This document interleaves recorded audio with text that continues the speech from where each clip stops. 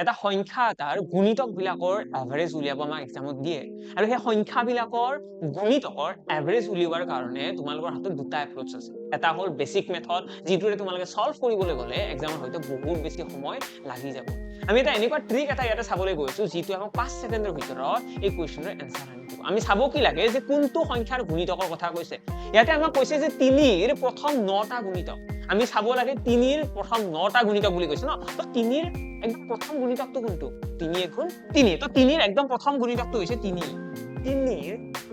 এটা 9টা সংখ্যা কথা কৈছে ন প্ৰথম 9টা সংখ্যা তো 9 নম্বৰ গুণিতক কি হ'ব প্ৰথম গুণিতক এইটো 9 নম্বৰ গুণিতক কি হ'ব তো 9 নম্বৰ গুণিতকটো হ'ব 3 9 গুণ 27 তো 3 ৰ 9 নম্বৰ গুণিতকটো হৈছে 27 মানে আমি প্ৰথম যিটো সংখ্যা আছে প্ৰথম যিটো সংখ্যা হ'ব গুণিতক আৰু শেষৰ যিটো গুণিতকৰ আমাৰ কথা কৈছে সেই দুটা সংখ্যা লিখি ল'ব লাগে তাৰ পাছত দুটা যোগ কৰি পেলাই 2 ৰে হৰণ কৰি দিয়া সেইটোৱে হৈ গ'ল তোমালোকৰ কাৰেক্ট এভাৰেজ এতিয়া হয়তো সকলোৰে এনেকুৱা ধৰণৰ কোৱেশ্চনৰ এনসাৰ 5 সেকেন্ডতে আহিব তো কাৰেক্ট এনসাৰ কিমান হ'ব ইয়াতে 15 will be our correct answer